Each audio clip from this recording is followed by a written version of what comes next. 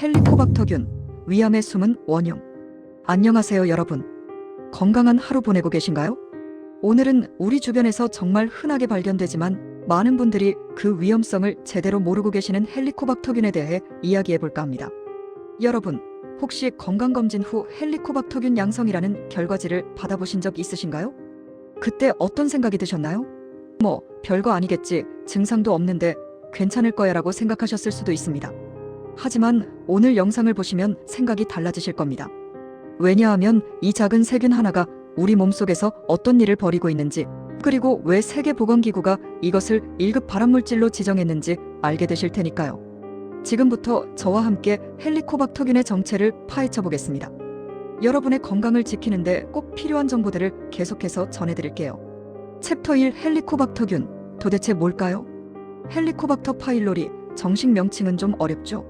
그래서 보통 헬리코박터균 또는 위나성균이라고 부릅니다. 이 작은 세균은 나선형 모양을 하고 있는데요. 마치 작은 회오리 바람처럼 생겼다고 생각하시면 됩니다. 놀라운 사실은 이 세균이 우리나라 성인의 약 절반, 그러니까 10명 중 5명이 감염되어 있다는 거예요. 특히 60대 이상 어르신들의 감염률은 훨씬 더 높습니다. 위생 개념이 자리 잡기 전 시대에 성장하신 분들이 많이 감염되어 있죠.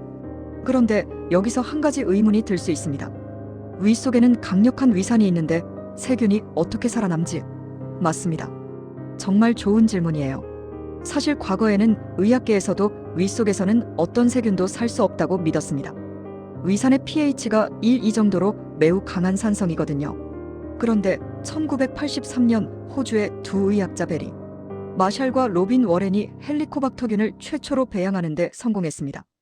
이 발견은 의학계에 엄청난 충격이었죠. 헬리코박터균은 요소분해 요소라는 특별한 무기를 가지고 있습니다. 이 효소가 위 속의 요소를 분해해서 암모니아를 만들어내는데요. 이 암모니아가 자기 주변의 산성을 중화시켜버립니다. 마치 방패막을 만드는 거죠. 그래서 강력한 위산 속에서도 멀쩡하게 살아남을 수 있는 겁니다. 하지만 이 세균이 위에서만 살 수 있다는 점도 흥미롭습니다.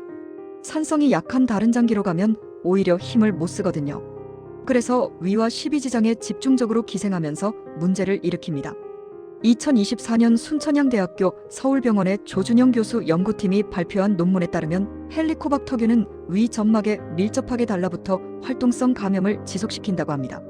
그리고 치료를 받지 않는 한 저절로 사라지지 않습니다. 이 균이 우리 몸에 들어오는 경로는 아직 완전히 밝혀지지 않았지만 주로 입에서 입으로 또는 오염된 물이나 음식을 통해 전파되는 것으로 추정됩니다. 특히 어릴 때 유아기에 감염되는 경우가 많습니다. 옛날에 어른들이 자기 입에 씹은 음식을 아기에게 먹이던 관습이나 찌개를 같이 떠먹는 우리나라의 식문화가 헬리코박터균 전파에 영향을 미쳤을 수 있다는 연구 결과도 있습니다. 그래서 요즘은 개인 위생 관리가 좋아지면서 젊은 세대의 감염률이 점점 낮아지고 있다는 희망적인 소식도 있습니다. 하지만 여전히 우리 주변에는 너무나 많은 분들이 이 균에 감염되어 있고 자신이 감염된 사실조차 모르고 계십니다. 챕터 2 증상이 없다고 안심할 수 있을까요? 여기서 가장 무서운 점이 나타납니다. 헬리코박터균에 감염된 대부분의 사람들은 아무런 증상이 없습니다. 그냥 평범하게 일상을 살아가죠. 나는 속도 안 쓰리고 아무 문제 없는데? 라고 생각하실 수 있습니다. 바로 그게 문제입니다. 조용히, 천천히 우리 위 속에서 변화가 일어나고 있거든요. 서울 아산병원의 자료에 따르면 헬리코박터균 감염자는 일반인보다 위암에 걸릴 위험도가 3에서 6배 높습니다. 어떤 연구에서는 최대 10에서 20배까지 높다는 결과도 있었습니다. 이것은 결코 무시할 수 없는 수치입니다. 1994년 세계보건기구 WHO는 헬리코박터균을 위암의 1군 발암인자로 공식 지정했습니다. 담배나 성명과 같은 등급이라는 뜻이죠. 그렇다면 이 세균은 우리 몸에서 정확히 어떤 일을 벌이는 걸까요? 헬리코박터균이 위 점막에 달라붙으면 위의 보호막인 점액층을 무너뜨립니다. 그러면 위산이 직접 위 조직을 공격하게 되죠. 처음에는 가벼운 위염으로 시작합니다. 그냥 위염이네, 약 먹으면 되지라고 생각하실 수 있지만 이것이 시작일 뿐입니다. 시간이 지나면서 만성 위염이 되고 위 점막이 점점 얇아지는 위축성 위염으로 진행됩니다. 그리고 더 나아가면 장상피화생이라는 상태가 됩니다. 이것은 위 점막의 세포가 장의 세포처럼 변하는 건데요. 이 단계에 이르면 위암 발생 위험이 크게 높아집니다.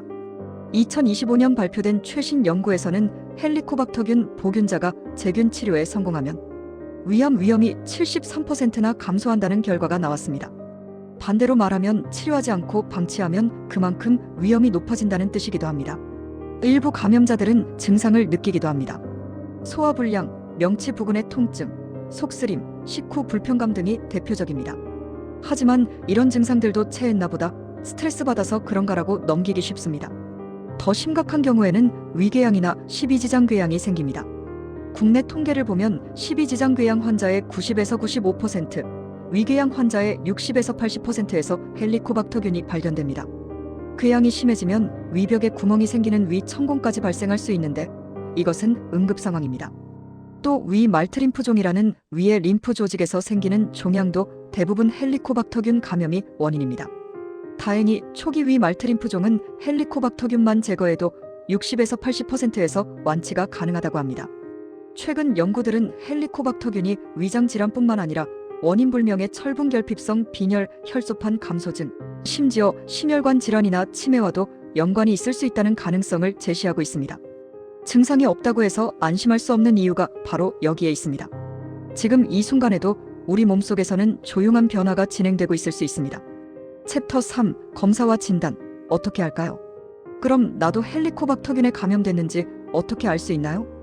당연히 이런 궁금증이 드실 겁니다. 다행히 헬리코박터균을 검사하는 방법은 여러 가지가 있습니다. 크게 내시경을 이용하는 방법과 내시경 없이 하는 방법으로 나뉩니다. 먼저 내시경을 이용하는 방법부터 볼까요? 위내시경 검사 중에 위 조직을 조금 떼어내서 검사하는 조직 검사가 가장 정확합니다. 헬리코박터균을 직접 확인할 수 있거든요. 또 신속요소분해 효소 검사, 흔히 시에로 테스트라고 부르는 검사도 있습니다. 이것은 채취한 조직에 특수 시약을 떨어뜨려서 색깔 변화로 균의 존재를 확인하는 방법입니다. 내시경 없이 하는 검사도 있습니다. 가장 많이 사용되는 것이 요소호기 검사입니다. 특별한 약을 먹고 30분 후에 숨을 불어넣는 것만으로 검사가 끝납니다. 간단하고 정확해서 많이 사용되는 방법이죠. 제균 치료 후에 균이 잘 없어졌는지 확인할 때도 이 검사를 주로 사용합니다. 혈액 검사로 헬리코박터균 항체를 검사하는 방법도 있습니다. 하지만 이 방법은 현재 감염 상태인지 과거에 감염됐다가 치료된 건지 구분하기 어려워서 제균 확인용으로는 적합하지 않습니다. 2018년 11월부터는 헬리코박터균 검사와 치료에 건강보험이 일부 적용되기 시작했습니다.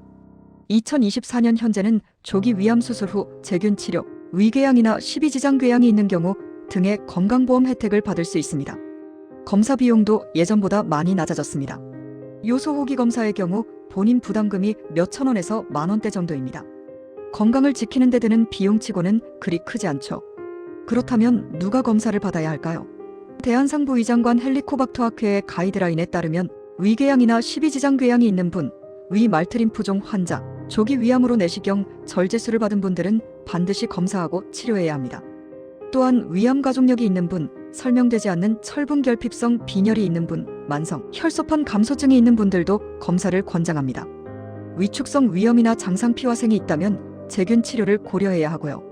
솔직히 말씀드리면 건강검진에서 한 번쯤은 위내시경과 함께 헬리코박터균 검사를 받아보시는 것이 좋습니다.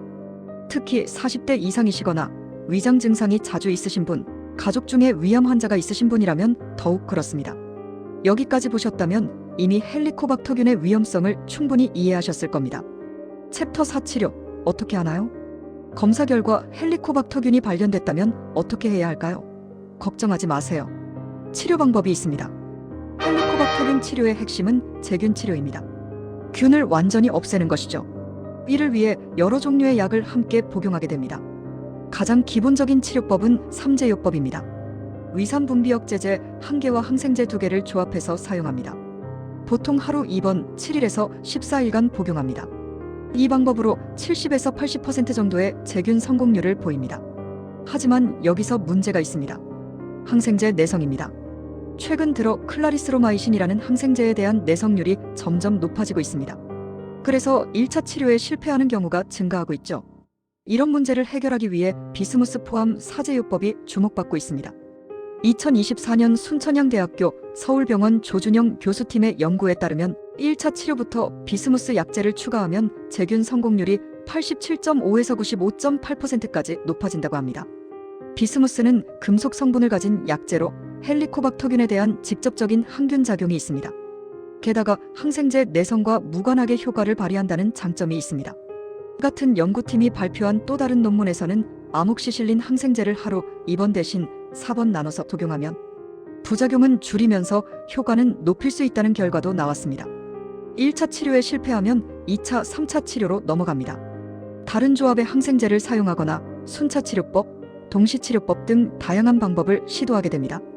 2024년 가톨릭대학교와 서울아산병원 공동연구팀은 항생제 내성과 무관하게 헬리코박터균을 제거할 수 있는 광역학 치료제를 개발했다는 연구 결과를 발표했습니다.